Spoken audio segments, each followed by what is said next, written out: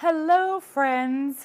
Welcome back to the Recycled Mom and another episode of Pet Peeves. Seems I'm going to be having a lot of them here in the coming days and weeks and months. Today's pet peeve is the Star-Spangled Banner. Now, I do not have a pet peeve with our national anthem, but apparently some people do. Some people consider it racist. They have a problem with it because I don't know why. In fact, a lot of people said that we should find a different song to have as a national anthem because this song is not inclusive, that it talks about slavery, that it is racist. So I have gone through all 4 verses of this song. I cannot figure out why it is racist at all. Today you're going to get a history lesson on the Star-Spangled Banner. The Star-Spangled Banner was actually not known as the Star-Spangled Banner. It was actually first known as a poem written by Francis Scott Key. It was called the Defense of Fort McHenry. It later became known as the Star-Spangled Banner, and it later became known as the national anthem. Francis Scott Key was inspired to write his poem after he had been detained by the British and had watched the bombardment of Fort McHenry during the Battle of Baltimore on the night of September 13th to 14th, 1814. Unsure of the outcome of the battle, he looked towards Fort Henry, dreading to see the Union Jack flying over the fort.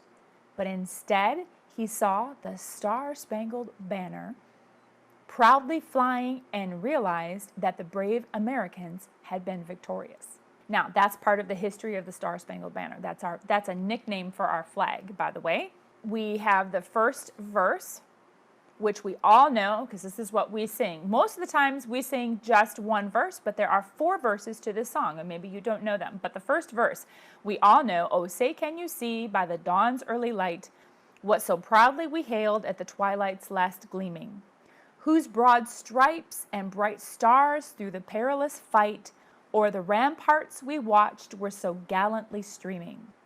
And the rocket's red glare, the bombs bursting in air, gave proof through the night that our flag was still there. Oh, say does that Star-Spangled Banner yet wave o'er the land of the free and the home of the brave?" Question, that's a question. So, the meaning of the lyrics in verse 1. The flag that flew over the fort, it was enormous. The commander of Fort Henry, George Armistead, had commissioned Mary Pickersgill to make a flag so large that the British would have no difficulty seeing it from a distance. The flag could be seen from several miles away, and Francis Scott Key was saying that it could be seen in the last light before nightfall and the first light at dawn. The perilous fight was the Battle of Baltimore during the War of 1812. The Star-Spangled Banner was streaming over the ramparts, that is, battlements, of the fort. The rocket's red glare and the bombs bursting to describe the cannon fire pounding from the British Navy and the cannons firing from the fort. One of the ships was armed with a rocket launcher.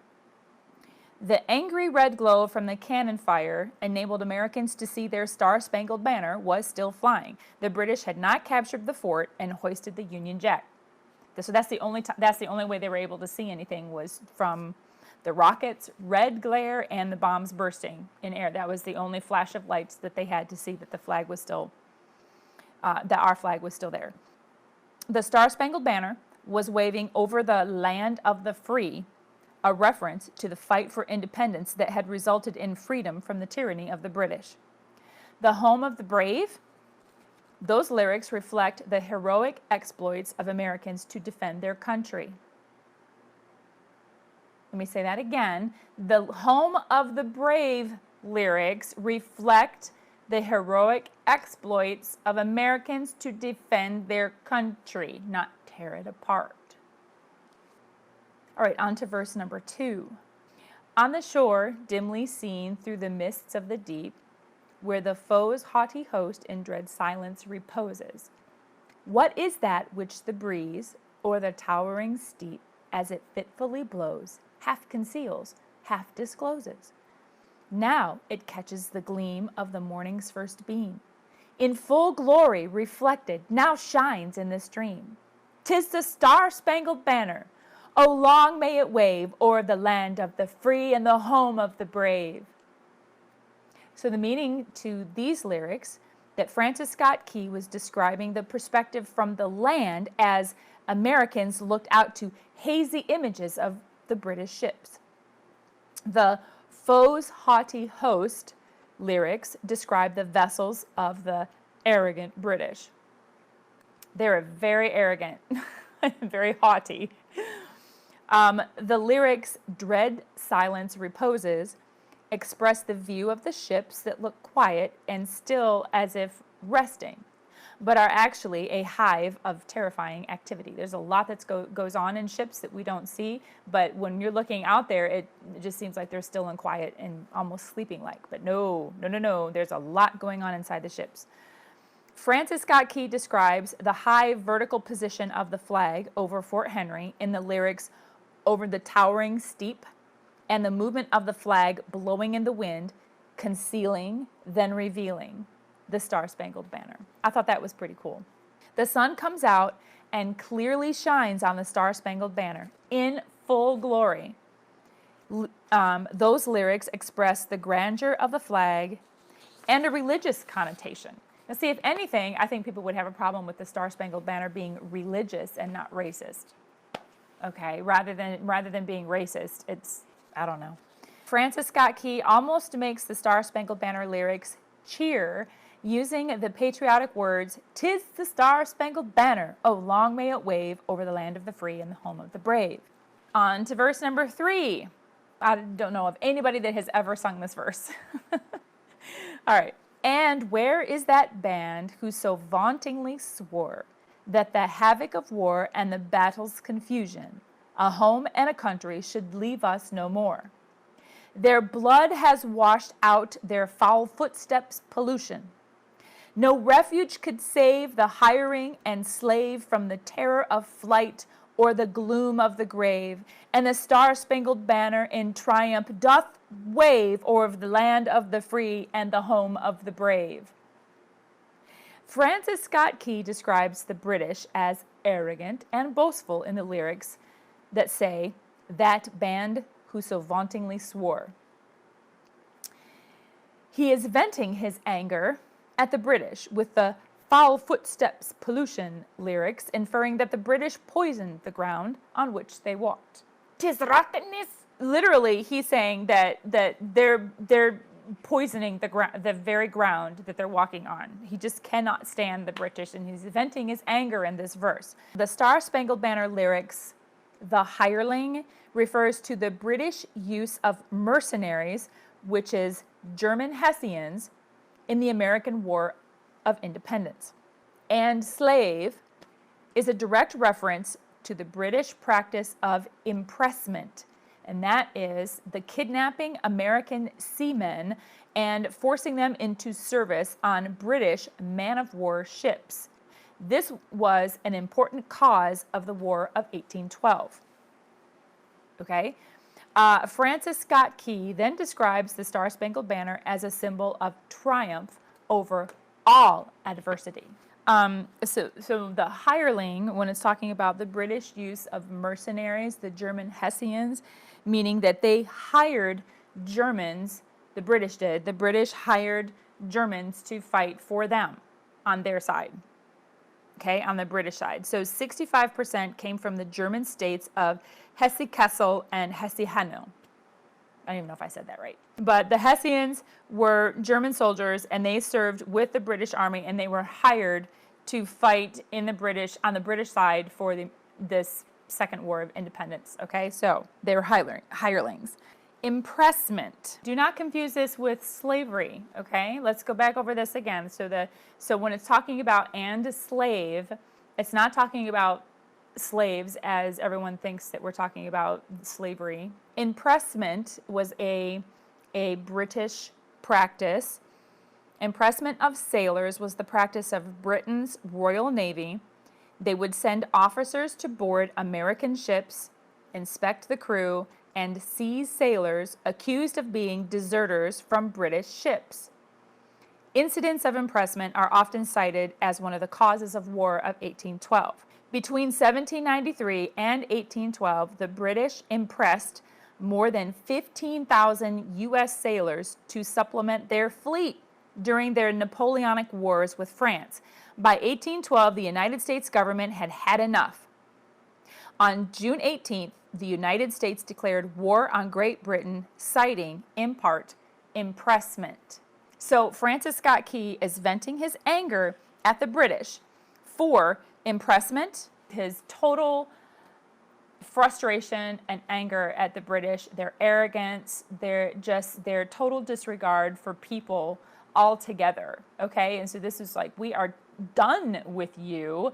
And so apparently the rest of America was too, and we fought for our independence to get them off of our soil. You're polluting our soil just by walking on it. So that's what that means.